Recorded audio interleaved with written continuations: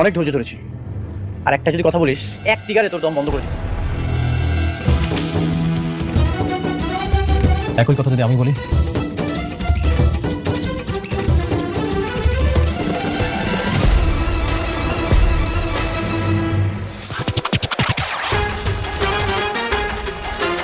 আরে গদ্দার, ও friend, I am just kidding. আমি জাস্ট মজা করলাম। তুই আমার বন্ধু না, আমি তোকে মারবো? বন্ধু হয়ে বন্ধুকে মারতে পারি? শোন, তুই আমার মাথায় কেন মারবি? তুই আমার বুকে মার। তোর পাপ অনেক বেড়ে গেছে। আমি চাইলেই তোকে এখন মেরে ফেলতে পারতাম, কিন্তু না, তোকে আমি এখন মারবো। তোকে যদি একবারই মেরে ফেলি তাহলে তোর মজাটা থাকলো না। তোকে আমি তিলে তিলে মারবো, আর এমনভাবে মারবো তুই মৃত্যুর জন্য ছটফট করবি। আর তুই আমার কাছে এসে বলবি, অনেক বন্ধু বন্ধু তুই আমাকে মেরে ফেল, আমি বাঁচতে চাই, তুই আমাকে মেরে ফেল, তুই আমাকে মেরে ফেল।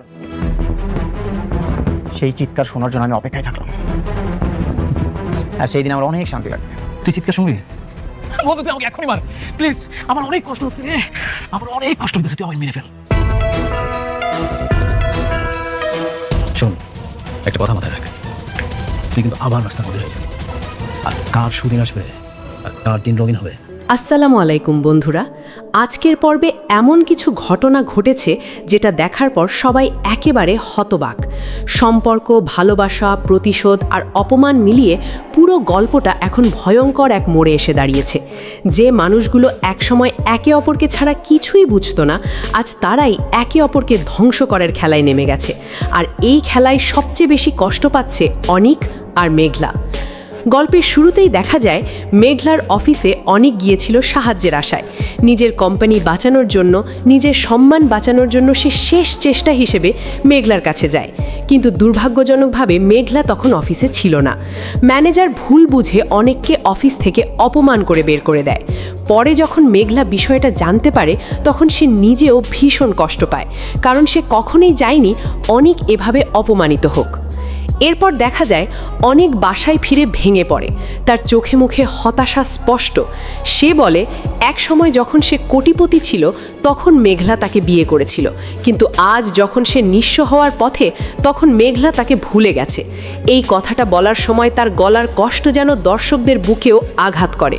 কিন্তু বৃষ্টি তখন অনিকের পাশে দাঁড়িয়ে তাকে সাহস দেয়। সে স্পষ্ট জানিয়ে দেয় সম্পত্তি থাক বা না থাক, সে কখনো নিজের স্বামীর সম্মান নষ্ট হতে দেবে না। প্রয়োজন হলে রাস্তায় থেকেও জীবন কাটাবে, তবুও অনিককে অপমানিত হতে দেবে না। এদিকে অন্যদিকে এক ভয়ঙ্কর সত্য সামনে আসে। অনিক জানতে পারে মেঘলা আসলে সাধারণ কেউ না, সে শালিমা বিল্ডার্স গ্রুপ অফ ইন্ডাস্ট্রিজের মালিক। হাজার হাজার কোটি টাকার সম্পদের মালিক এখন মেঘলা। এই সত্য জানার পর সবাই একেবারে অবাক হয়ে যায়, কারণ এতদিন কেউ বুঝতেই পারেনি মেঘলার পরিচয়ের আড়ালে এত বড় রহস্য লুকিয়েছিল। তারপর গল্পে আসে রাতুলের ভয়ঙ্কর চেহারা। অনিকের পুরনো বন্ধু রাতুল এখন পুরোপুরি শয়তানে পরিণত হয়েছে। সে অনিকের বাসায় এসে অপমান করতে শুরু করে, বন্ধুত্বের নাম করে বিদ্রূপ করতে থাকে, এমনকি অনিককে ফোটা কপাল অফ দ্য ইয়ার বলে ট্রফিও এনে দেয়। এই দৃশ্যটা ছিল পুরো পর্বের সবচেয়ে অপমানজনক মুহূর্তগুলোর একটি। অনিক তখন নিজের রাগ, কষ্ট সব চেপে রাখলেও তার চোখে প্রতিশোধের আগুন স্পষ্ট দেখা যাচ্ছিল। রাতুল তখন আরও ভয়ঙ্কর কথা বলে। সে জানায় অনিকের সব সম্পত্তি এখন প্রায় তার হাতে চলে এসেছে, আর যেই মেঘলাকে ছেড়ে অনেক নতুন জীবন শুরু করেছিল সেই মেঘলাই এখন হাজার কোটি টাকার মালিক।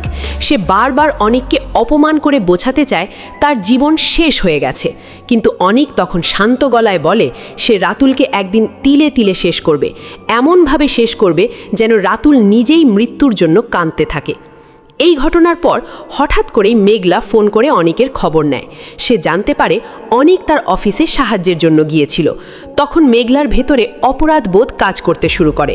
সে অনিকের সাথে দেখা করতে চায়, কিন্তু অনিকের আত্মসম্মান তখন এতটাই আঘাত পেয়েছে যে সে আর মেঘলার সামনে যেতে চায় না।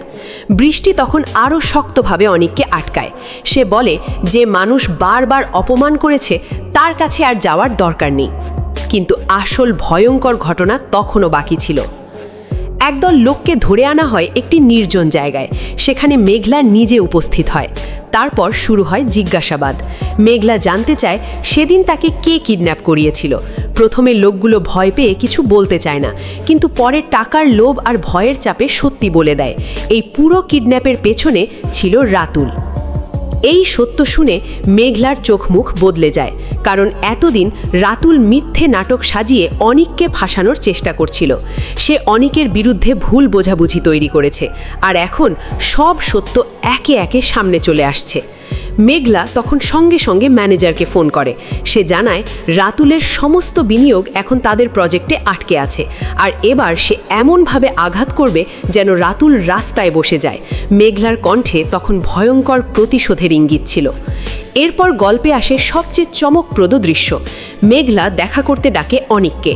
অনেক দ্বিধায় থাকলেও শেষ পর্যন্ত সেখানে যায়, কিন্তু সেখানে গিয়ে সে এমন কিছু শোনে যেটা তার জীবন পুরো বদলে দিতে পারে।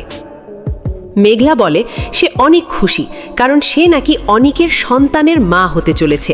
এই কথা শুনে অনেক এক মুহূর্তের জন্য আবেগে ভেসে যায়, কিন্তু ঠিক তখনই মেঘলা ভয়ঙ্কর একটা সত্য বলে বসে।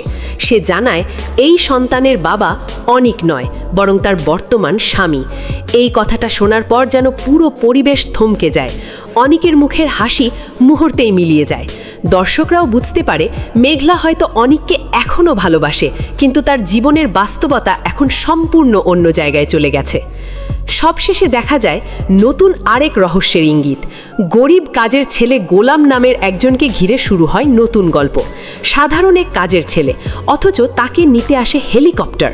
এলাকার মাস্তানরা তাকে ভয় পায়, পুলিশ পর্যন্ত তাকে সম্মান করে। তাহলে সে আসলে কে? সত্যিই কি সে সাধারণ কেউ, নাকি তার পরিচয়ের আড়ালে লুকিয়ে আছে ভয়ঙ্কর কোনো সত্য?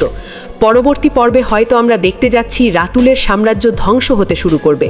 মেঘলা আর অনিকের সম্পর্কেও আসবে নতুন মোড়, আর গোলামের আসল পরিচয় সামনে আসতেই পুরো গল্পে শুরু হবে নতুন বিস্ফোরণ। ভিডিওটি ভালো লাগলে অবশ্যই লাইক, কমেন্ট এবং সাবস্ক্রাইব করে আমাদের সাথেই থাকুন। ধন্যবাদ।